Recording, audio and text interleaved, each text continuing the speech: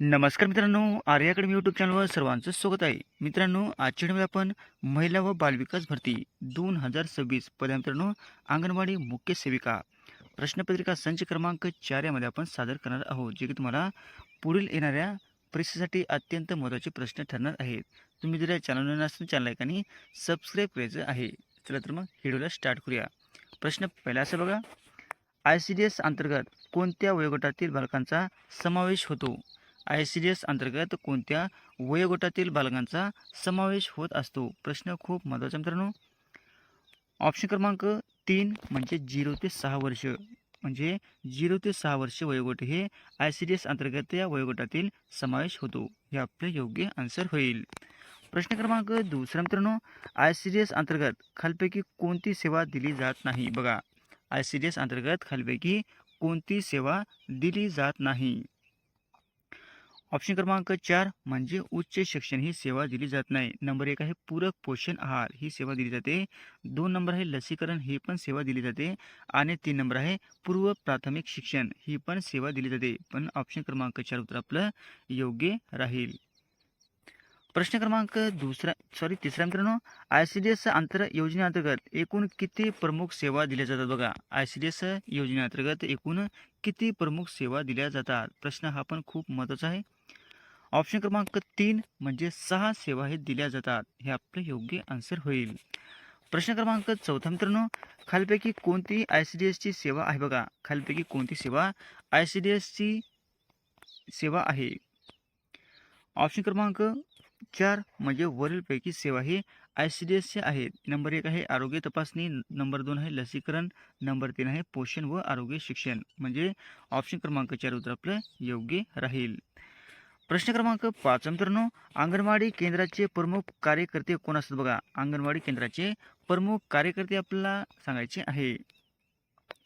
Option क्रमांक 2 म्हणजे अंगणवाडी सेविका. अंगणवाडी सेविका ही अंगणवाडी केंद्राचे प्रमुख म्हणजे कार्यकर्ते असते. हे आपले योग्य आन्सर होईल.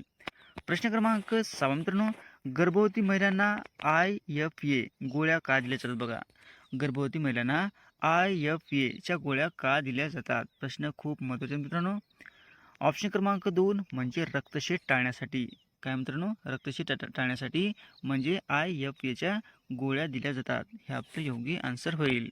प्रश्न क्रमांक 7 मित्रांनो, अंगणवाडी सेविकाचे वय साधारण किती असावे लागते? बघा, अंगणवाडी सेविकाचे वय साधारण किती असणे आवश्यक आहे? ऑप्शन क्रमांक 2 म्हणजे 21 वर्षापेक्षा जास्त असणे आवश्यक आहे. हे आपले योग्य आन्सर होईल. प्रश्न क्रमांक 8 मित्रांनो, अंगणवाडी सेविका कोणत्या स्तरावर कार्य करते? बघा, अंगणवाडी सेविका ही कोणत्या स्तरावर कार्य करत असते? ऑप्शन क्रमांक 3 म्हणजे गाव वस्ती स्तर. काय मित्रांनो, गाव वस्ती स्तर या म्हणजे स्तरावर काम करत असते. हे आपले योग्य आन्सर होईल.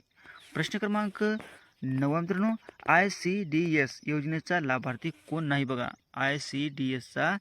योजनेचा लाभार्थी कोण नाही? कोण नाही विचारले मित्रांनो. ऑप्शन क्रमांक 4 म्हणजे 18 वर्षावरील पुरुष. हे काय मित्रांनो, लाभार्थी नाहीत. पण याचं उत्तर आहे 1 नंबर आहे 0 ते 6 वर्ष वयोगटातील बालके. हे पण ICDS याच्यामध्ये समावेश होतो मित्रांनो. आणि 2 नंबर आहे गर्भवती महिला पण येतात. आणि 3 नंबर आहे स्तनदा माता. म्हणजे ऑप्शन क्रमांक नाही उत्तर काय मित्रांनो, 18 वर्षावरील पुरुष हे येत नाही. हे आपले योग्य आन्सर होईल. प्रश्न क्रमांक 10 मित्रांनो, नवजात बालकाला जन्मानंतर किती महिन्यापर्यंत केवळ स्तनपान द्यावे? बघा, नवजात बालकाला जन्मानंतर किती महिन्यापर्यंत केवळ स्तनपान द्यावे? ऑप्शन क्रमांक 3 म्हणजे 6 महिन्यापर्यंत त्यांना स्तनपान द्यावे. हे आपले योग्य आन्सर होईल. प्रश्न क्रमांक 11 मित्रांनो, पोषण अभियान भारतात कोणत्या वर्षी सुरू करण्यात आलेले आहे? बघा, पोषण अभियान हे भारतामध्ये कधी सुरू करण्यात आलेले आहे? ऑप्शन क्रमांक 3 म्हणजे 2018ला हे पोषण अभियान हे भारतामध्ये सुरू करण्यात आलेले आहे. हे आपले योग्य आन्सर होईल. प्रश्न क्रमांक 12 मित्रांनो, पहिले 1000 दिवस ही संकल्पना कशाशी संबंधित आहे? बघा, पहिले 1000 दिवस ही संकल्पना कशाशी संबंधित आहे? ऑप्शन क्रमांक 2 म्हणजे माता व बाल पोषण. काय मित्रांनो, माता व बाल पोषण यांच्याशी संबंधित म्हणजे पहिले 100 दिवस ही संकल्पना आहे. हे आपलं योग्य आन्सर होईल. प्रश्न क्रमांक 13 मित्रांनो, गर्भवती महिलांना ICDS अंतर्गत कोणती सुविधा दिली जाते बघा. गर्भवती महिलांना ICDS अंतर्गत कोणती सुविधा दिली जाते. ऑप्शन क्रमांक 4 म्हणजे वरीलपैकी सर्व सुविधा ICDS अंतर्गत महिलांना दिल्या जातात. 1 नंबर आहे पूरक पोषण आहार, ही पण सेवा दिली जाते. आणि 2 नंबर आहे आरोग्य तपासणी, ही पण सुविधा दिली जाते. आणि 3 नंबर आहे पोषण शिक्षण, हे पण सुविधा दिली जाते. म्हणजे वरीलपैकी सर्व उत्तर आपलं योग्य राहील. प्रश्न क्रमांक 14 मित्रांनो, पूर्व प्राथमिक शिक्षण कोणत्या वयोगटातील दिले जाते बघा. पूर्व प्राथमिक शिक्षण हे कोणत्या वयोगटातील दिले जाते. ऑप्शन क्रमांक 3 म्हणजे 3 ते 6 वर्ष या वयोगटातील पूर्व प्राथमिक शिक्षण हे दिले जाते. काय वयोगट मित्रांनो, 3 ते 6 वर्ष वयोगट, हे आपले योग्य आन्सर होईल.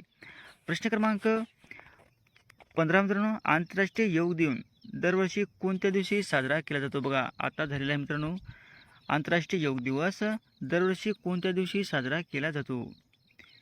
ऑप्शन क्रमांक 3 म्हणजे 21 जून या दिवशी आंतरराष्ट्रीय योग दिवस साजरा केला जातो, हे आपले योग्य आन्सर होईल.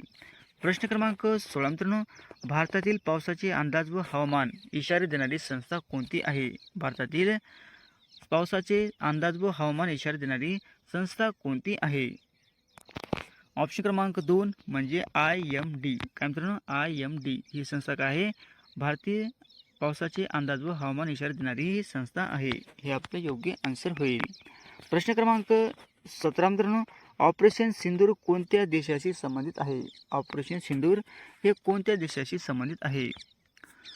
ऑप्शन क्रमांक 1 म्हणजे भारत या देशाशी संबंधित आहे, हे आपले योग्य आन्सर होईल. प्रश्न क्रमांक 18 मित्रांनो, भारताचा नेपोलियन म्हणून कोणत्या राजाला ओळखले जाते बघा. भारताचा नेपोलियन म्हणून कोणत्या राजाला ओळखले जाते. प्रश्न खूप महत्त्वाचे मित्रांनो. ऑप्शन क्रमांक 2 म्हणजे समुद्रगुप्त यांना भारताचा नेपोलियन असे म्हटले जाते, हे आपले योग्य आन्सर होईल. प्रश्न क्रमांक 19 मित्रांनो, मानवी शरीरातील सर्वात मोठी ग्रंथी कोणती आहे बघा. मानवी शरीरातील सर्वात मोठी ग्रंथी कोणती आहे. ऑप्शन क्रमांक 3 म्हणजे यकृत. यकृत काय मित्रांनो, मानवी शरीरातील सर्वात मोठी ग्रंथी आहे, हे आपले योग्य आन्सर होईल.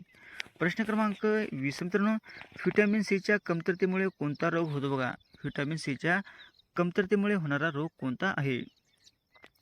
ऑप्शन क्रमांक 2 म्हणजे स्कर्वी. स्कर्वी काय मित्रांनो, व्हिटॅमिन सीच्या कमतरतेमुळे होणारा रोग म्हणजे स्कर्वी आहे, हे आपले योग्य आन्सर होईल. प्रश्न क्रमांक 21 मित्रांनो, सिंधू संस्कृतीतील महान स्नानगृह कोणत्या ठिकाणी सापडलेले आहे. सिंधू संस्कृतीतील महान स्नानगृह कोणत्या ठिकाणी सापडलेले आहे. ऑप्शन क्रमांक 3 म्हणजे मोहनजोदाडो या ठिकाणी सापडलेले आहे, हे आपले योग्य आन्सर होईल. प्रश्न क्रमांक 22 मित्रांनो, ब्लू व्हेल कोणत्या गटातील प्राणी आहे. ब्लू व्हेल हे प्राणी कोणत्या वयोगटातील गटातील आहे. ऑप्शन क्रमांक 2 म्हणजे सस्तन प्राणी आहे. कसा आहे, सस्तन, हे आपले योग्य आन्सर होईल. प्रश्न क्रमांक 23 मित्रांनो, अणूच्या केंद्रिक कोणत्या कणांनी बनलेला आहे बघा. अणूचा केंद्रिक कोणत्या कणांनी बनलेला आहे. ऑप्शन क्रमांक 2 म्हणजे प्रोटॉन व न्यूट्रॉन. काय मित्रांनो, प्रोटॉन व न्यूट्रॉन यांच्यामुळे अणूचा केंद्रिक म्हणजे बनलेला आहे, हे आपले योग्य आन्सर होईल. प्रश्न क्रमांक 24 मित्रांनो, गीता रहस्य हा ग्रंथ कोणी लिहिलेला आहे बघा. गीता रहस्य हा ग्रंथ कोणी लिहिलेला आहे.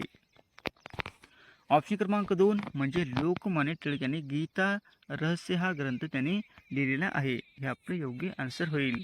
प्रश्न क्रमांक 25 मित्रांनो, खालपैकी कोणता ग्रह लाल ग्रह म्हणून ओळखला जातो बघा. खालपैकी कोणता ग्रह लाल ग्रह म्हणून ओळखला जातो.